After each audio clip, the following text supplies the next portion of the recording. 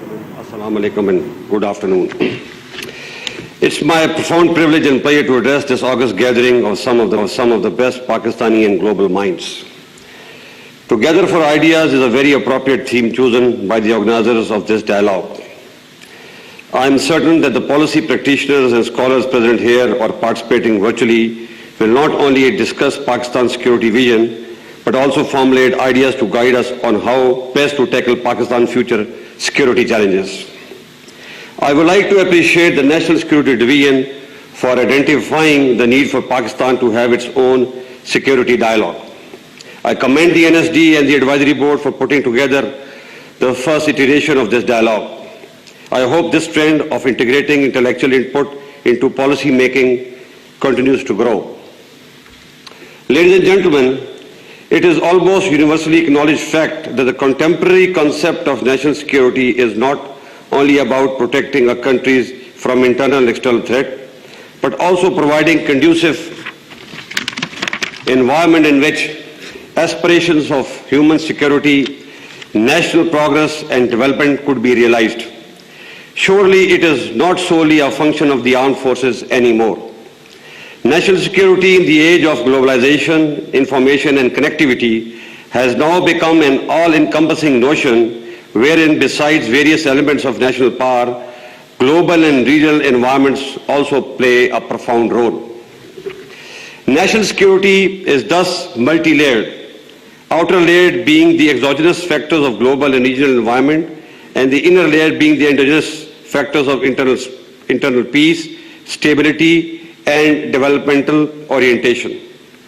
A nation at peace and a region in harmony are thus essential prerequisites for attainment of national security in the true spirit.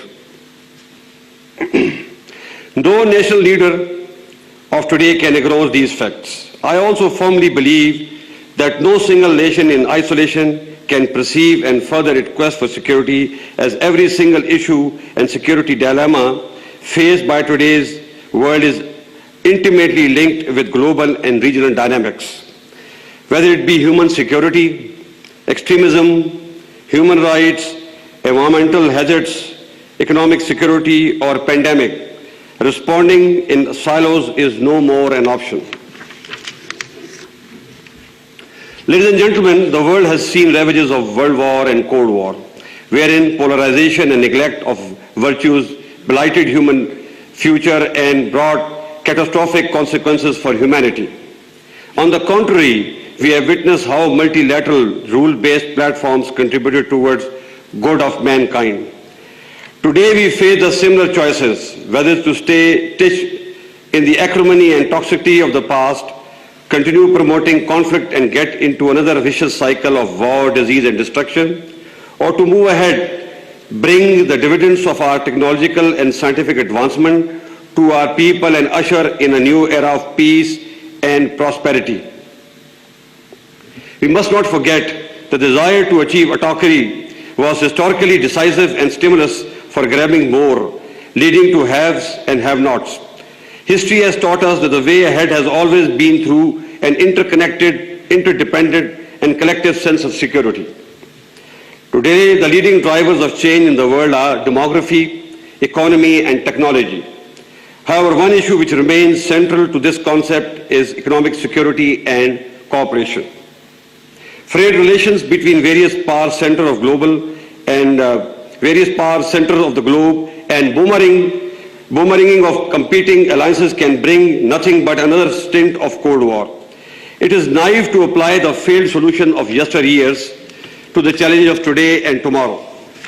It is important for the world that the leading global players must reach a stable equilibrium in their relations through convergence instead of divergence. In this environment, developing countries like Pakistan today faces multi-dimensional challenges which cannot be navigated single-handedly. Similar situation is confronted by other countries in our region as well. Therefore, we all require a multilateral global and regional approach and cooperation to overcome these challenges. Dear participants, you are well aware that South Asia is home to 1/4 of the world's population. However, despite tremendous human resource and potential, The unsettled disputes are dragging this region back to the swamps of poverty and underdevelopment. It is saddening to know that even today it is amongst the least integrated regions of the world in terms of trade, infrastructure, water, and energy cooperation. On top of it, despite being one of the most impoverished regions of the world, we end up spending a lot of our money on defense, which naturally comes at the expense of human development. Pakistan has been one of the few countries which, despite the rising security challenges, has resisted the temptation of involving itself in an arms race. Our defense expenditure have rather reduced instead of increasing. This is not an easy undertaking, especially once you live in a hostile and unstable neighborhood. But having said that, let me say profoundly that we are ready to improve our environment by resolving all our outstanding issues with our neighbors through dialogue in a dignified and peaceful manner. However, it is important to state that this choice is deliberate and based on rationality and not as a result of any pressure. In our sincere desire to recast Pakistan's image as a peace-loving nation and a useful member of international community. Our leadership's vision is, alhamdulillah, transformational in this regard. We have learned from the past to evolve and are willing to move ahead towards a new future. However, all this is contingent upon reciprocity. Ladies and gentlemen, the world knows that we are geostrategically placed to be a bridge between civilization and connecting conduit between the regional economies. We are a nation of significance due to our large and enterprising demography, fertile soil, and adequate logistic infrastructure. We intend to leverage our vital geostrategic location for our own regional and global benefit. Our robust role in current quest for peace in Afghanistan is proof of our goodwill and understanding of our global and moral obligations. Our close collaboration and crucial support for peace process has led to the historic agreement between Taliban and US and paved the way for intra-Afghan dialogue. We will continue to emphasize on a sustained and inclusive peace process for the betterment of people of Afghanistan and regional peace. Moreover, beside offering our all-out support to Afghanistan peace process, we have also undertaken unprecedented steps to enhance Afghanistan's trade and connectivity by re-energizing Afghan-Pakistan transit trade agreement and also providing access to Afghanistan to export her goods to India. Improving economic and trade environment along Pak-Afghan border by establishing border markets and development of infrastructure. Being part of energy and trade corridor binding Central, South and West Asia through land routes and inviting Afghanistan to be part of CPEC. Dear participants, stable Indo-Pakistan relation is a key to unlock the untapped potential of South and Central Asia by ensuring connectivity between East and West Asia. The potential, however, has forever remained hostage to the disputes and issues between two nuclear neighbors. Kashmir dispute is obviously at the heart of this problem. It is important to understand that without the resolution of Kashmir dispute through peaceful means, process of subcontinental rapprochement will always remain susceptible to derailment due to politically motivated bellicosity. However, we feel that it is time to bury the past and move forward. But for resumption of peaceful process or meaningful dialogue, our neighbor will have to create conducive environment, particularly in Indian-occupied Kashmir. Ladies and gentlemen, today we are a nation of 207 million with tremendous geo-economic potential. In order to carve a promising future for our people, it is important for us to embark upon a solid economic roadmap backed up by infrastructural development and regional integration. Our choices with respect to the same have been clear and explicit. This geo-economic vision is centered around 4 pillars. 1. Moving towards a lasting and enduring peace within and outside. 2. Non-interference of any kind in the internal affairs of our neighboring and regional countries. 3. Boosting intra-regional trade and connectivity. 4. Bringing sustainable development and prosperity through establishment of investment and economic hubs within the region. Pakistan has been working towards all four aspects with unity of purpose and synchronization within the various components of national security. We had realized that unless our own house is in order, nothing could be expected from the outside. Now, after having overpowered the menace of terrorism and tide of extremism, we have begun to work towards sustainable development and improving economic condition of underdeveloped areas. Pakistan Army has contributed tremendously towards this national cause by rebuilding and mainstreaming some of the most neglected areas through massive development drives besides ensuring peace and security. Our long campaign against the tide of terrorism and extremism manifests our resolve and national will. We have come a long way and yet we are a bit short of our final objective, but we are determined to stay the course. Dear participants, CPEC has been at the heart of our economic transformation plan and we have left no quarter to declare its necessity for addressing our economic woes. Our sincere effort to make it inclusive, transparent and attractive for all global and regional players with the aim of bringing its benefit to everyone. Let me also emphasize that while CPEC remains central to our vision, only seeing Pakistan through CPEC prism is also misleading. Our immensely vital geostrategic location and a transformed vision makes us a country of immense and diverse potential which can very positively contribute to regional development and prosperity.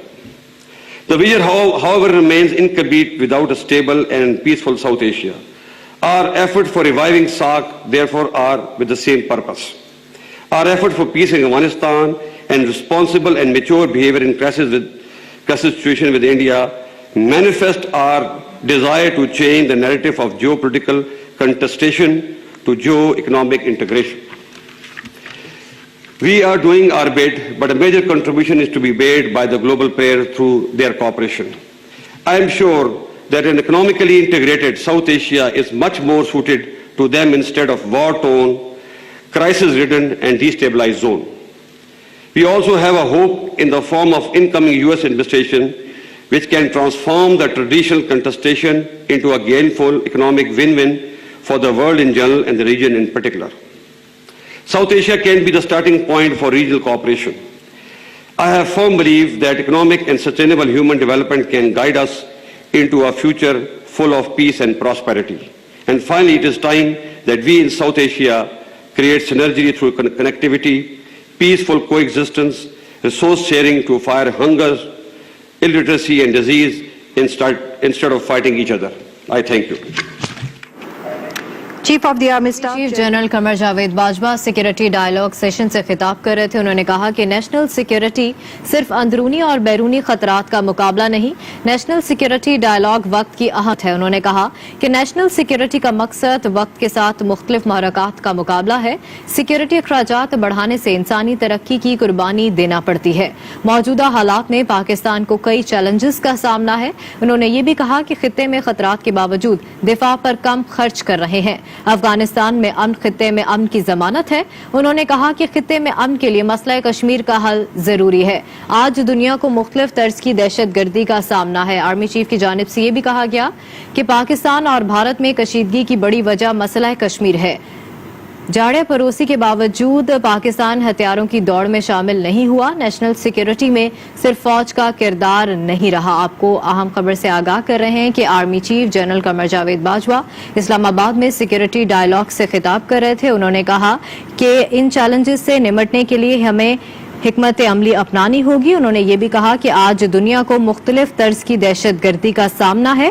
Afghanistan में अमन खित्ते में अमन की जमानत है। अफगानिस्तान में अमन के कयाम के लिए पाकिस्तान अहम किरदार अदा कर रहा है। उन्होंने ये भी कहा कि नेशनल सिक्योरिटी सिर्फ अंदरूनी और बैरूनी खतरात का मुकाबला नहीं है। इसी हवाले से बात करेंगे। शौकत पराचा हमारे साथ मौजूद हैं। शौकत पराचा, आपने तकरीब सुनी, तकरीब में खिताब कर रहे थे आर्मी चीफ। उन्होंने कहा कि अफगानिस्तान में अमन खित्ते में अमन की जमानत है। क्या कहेंगे आप? जी हाँ, बड़ी अहम ये स्पीच है chief of army staff general Qamar Javed Bajwa sahab की, जिसमें खासा जो पॉलिसी डायरेक्शन है वो सामने आई हैं। अफगानिस्तान के हवाले से बिल्कुल उन्होंने जो पाकिस्तान का मौक़िफ़ है उसको वज़ाहत से बयान किया। کہ امن آئے گا افغانستان میں، جس کے لیے پاکستان نے ایک کردار بھی ادا کیا ہے، اور پھر جو پاکستان کے اس خطے میں سینٹرل ایشیا تک پہنچنے کے لیے جو پاکستان کی ایک کوشش رہی ہے، خواہش رہی ہے، وہ بھی اسی سے ہی پوری ہوتی ہے۔ لیکن ساتھ ساتھ زیادہ انہوں نے بھارت کے حوالے سے جو بات کی ہے، میں سمجھتا ہوں کہ یہ ایک پالیسی گائیڈ لائن آئی ہے آج پاک فوج کے سربراہ کی طرف سے کہ ماضی کو بلا کر اب آگے بڑھنے کی ضرورت ہے، کیونکہ 5 اگست 2019 کے بعد جو ایک سٹیل میٹ آیا ہوا ہے، آپ اس وقت دیکھ لیں دونوں ملکوں کے درمیان رابطے نہیں ہیں، دوستی بس چلتی تھی بند ہے، دوستی ٹرین تھی وہ بند ہے، ایئر جو کنیکشنز ہیں وہ بند ہیں۔ آپ دونوں ملکوں کے ایک دوسرے کے جو مشن ہیں، فورن مشن ہیں جنہیں ہائی کمیشن کہا جاتا ہے، وہ آدھی اسٹرینتھ پہ آئے ہوئے ہیں، ہائی کمشنر ہے نہیں، لوور کیا ہوا ہے۔ اور پھر ٹریڈ کے حوالے سے آرمی چیف جو بات کر رہے تھے، سارک کو آرمی چیف نے کہا کہ ہم ریوائیو صرف اس لیے کرنا چاہتے ہیں کہ یہ خطہ ترقی کرے، یہاں پر ہیومن ڈیولپمنٹ ہو، غربت کی بار بار مثال دی انہوں نے، تو ایک ویژن کا انہوں نے اظہار کیا ہے جو ساؤتھ ایشیا کے حوالے سے، پاکستان اور بھارت کے باہمی تعلقات کے حوالے سے، مسئلہ کشمیر کے حل کے حوالے سے جو آرمی چیف کی ویژن ہے، انہوں نے بھرپور اس کا اظہار کیا اور یہ بھی صاف بتا دیا ہے کہ جب تک کشمیر کا مسئلہ حل نہیں ہوتا اس وقت تک دونوں ملکوں کے درمیان اگر کچھ ہو بھی جائے تو وہ اس کی پائیدار ہونے کی حیثیت کو برقرار رکھنا ایک بہت بڑا چیلنج ہوگا۔ لیکن یہ کہہ دیا ہے کہ ماضی کو بلا کر ہم آگے بڑھنا چاہتے ہیں۔ وزیر اعظم عمران خان نے بھی اسی سیکیورٹی ڈائلاگ سے جب کل خطاب کیا تو انہوں نے بھی یہی بات کی تھی کہ بھارت کو اب آگے بڑھنا چاہیے، بھارت کو پہل کرنی چاہیے۔ آج آرمی چیف نے بات واضح کر دی، جنرل قمر جاوید باجوہ نے صاف بتا دیا کہ اب ماضی کو بھلا کر آگے بڑھنے کا وقت ہے، لیکن بھارت کو سٹیپس لینے ہیں اور جو کچھ انہوں نے کشمیر میں کیا ہے وہاں پر کم از کم جو ہیومن کنڈیشنز ہیں ان کو بہتر کرنے کی ضرورت ہے۔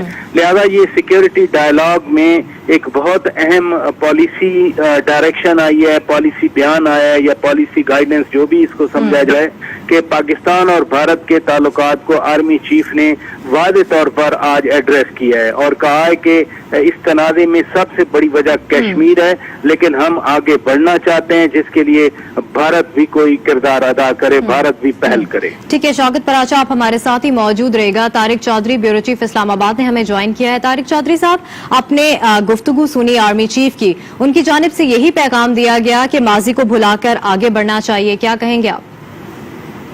دیکھیں، بڑے اہم نکات ہیں اس خطاب میں آرمی چیف کے، اور یہ بڑی امپورٹنٹ کانفرنس ہے جو گزشتہ 2 روز سے جاری ہے، کل شروع ہوئی تھی اور آج اس کا اختتامی دن ہے، جس میں پاکستان آرمی کے فارمر جنرلز ہیں، ڈپلومیٹس ہیں اور سینئر جو تجزیہ نگار ہیں اور جو دفاعی امور کے ماہرین ہیں، وہ مل بیٹھ کر ایک نیا سیکورٹی جو ماحول ہے اس خطے کا، اس کے حوالے سے کر رہے ہیں۔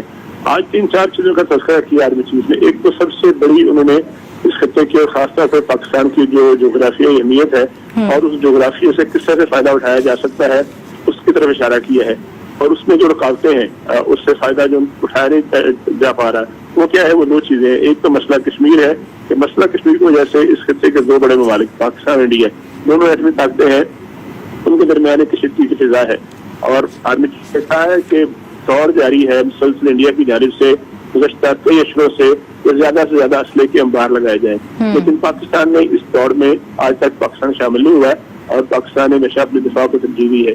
انہوں نے انڈیا کو ایک مرتبہ پھر جو ہے وہ آواز دی ہے، انڈیا کو جو ہے وہ بتایا ہے کہ مسئلہ کشمیر ایک ایشو ہے اور جس کے حل نہ ہونے کی وجہ سے معاملات جو ہے حل نہیں ہو پاتے، تو اس کے لیے انیشیٹو لینا ہوگا اور انڈیا کو ظاہر انیشیٹو لینا ہوگا کیونکہ اس کا سبب وہی ہے، اس کی جارحیت اور اس کی جو پالیسی ہے اس کی وجہ سے یہ مسئلہ آج تک جو ہے وہ حل نہیں ہو سکا۔